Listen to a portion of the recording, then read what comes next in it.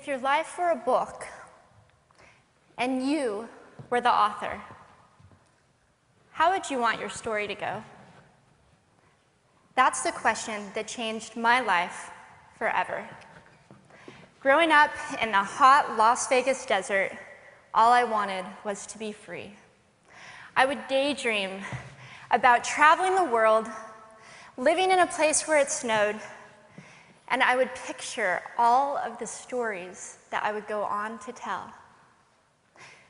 At the age of 19, the day after I graduated high school, I moved to a place where it snowed, and I became a massage therapist. With this job, all I needed were my hands and my massage table by my side, and I could go anywhere. For the first time in my life, I felt free, independent, and completely in control of my life. That is, until my life took a detour. I went home from work early one day with what I thought was the flu, and less than 24 hours later, I was in the hospital on life support with less than a 2% chance of living. It wasn't until days later, as I lay in a coma, that the doctors diagnosed me with bacterial meningitis, a vaccine-preventable blood infection. Over the course of 2.5 months, I lost my spleen, my kidneys, the hearing in my left ear, and both of my legs below the knee. When my parents wheeled me out of the hospital, I felt like I had been pieced back together like a patchwork doll. I thought the worst was over until weeks later when I saw my new legs for the first time. The calves were bulky blocks of metal with pipes bolted together for the ankles, and a yellow rubber foot with the raised rubber line from the toe to the ankle to look like a vein. I didn't know what to expect, but I wasn't expecting that. With my mom by my side and tears streaming down our faces, I strapped on these chunky legs and I stood up. They were so painful and so confining that all I could think was, how am I ever going to travel the world in these things? How was I ever going to live the life full of adventure and stories as I always wanted? And how was I going to snowboard again? That day, I went home, I crawled into bed, and this is what my life looked like for the next few months. Me passed out, escaping from reality, with my legs resting by my side. I was absolutely, physically, and emotionally broken.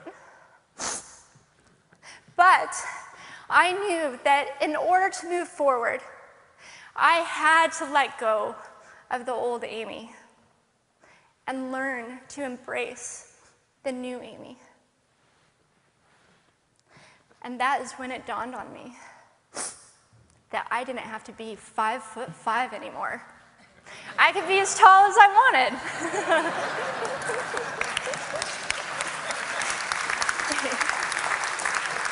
Or as short as I wanted, depending on who I was dating. And if I snowboarded again, my feet aren't going to get cold.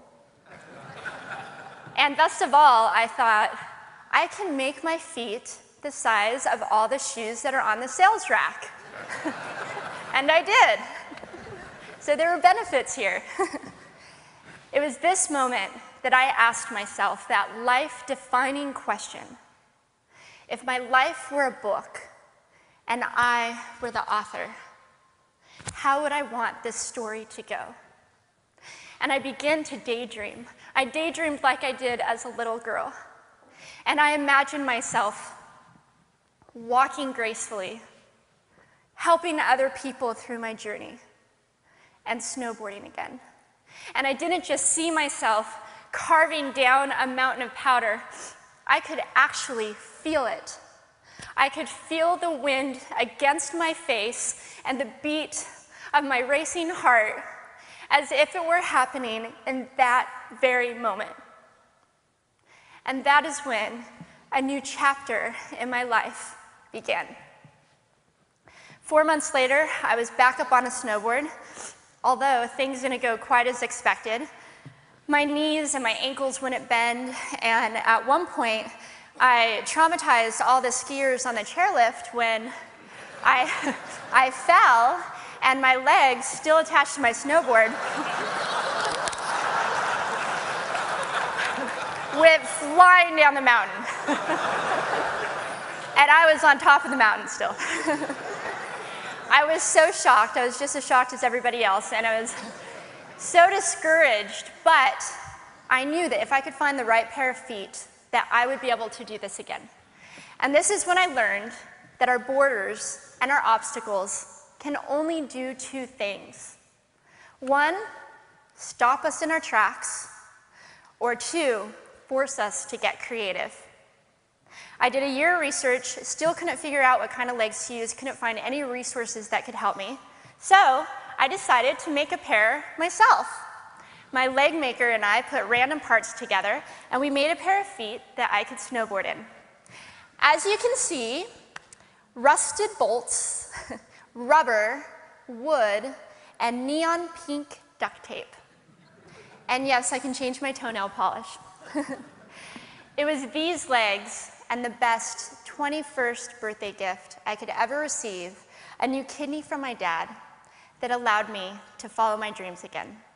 I started snowboarding, then I went back to work, then I went back to school, then in 2005 I co-founded a nonprofit organization for youth and young adults with physical disabilities so they could get involved with action sports. From there, I had the opportunity to go to South Africa, where I helped to put shoes on thousands of children's feet so they could attend school. And just this past February, I won 2 back-to-back World Cup gold medals.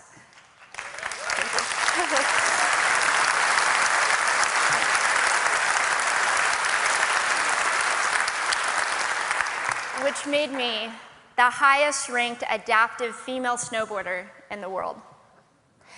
11 years ago, when I lost my legs, I had no idea what to expect. But if you asked me today if I would ever want to change my situation, I would have to say no. Because my legs haven't disabled me. If anything, they've enabled me. They've forced me to rely on my imagination and to believe in the possibilities. And that's why I believe that our imaginations can be used as tools for breaking through borders. Because in our minds, we can do anything, and we can be anything. It's believing in those dreams and facing our fears head on that allows us to live our lives beyond our limits. And although today is about innovation without borders, I have to say that in my life, innovation has only been possible because of my borders. I've learned that borders are where the actual ends, but also where the imagination and the story begins. So the thought that I would like to challenge you with today is that maybe instead of looking at our challenges and our limitations as something negative or bad, we can begin to look at them as blessings. Magnificent gifts that can be used to ignite our imaginations and help us go further than we ever knew we could go. It's not about breaking down borders. It's about pushing off of them and seeing what amazing places they might bring us. Thank you.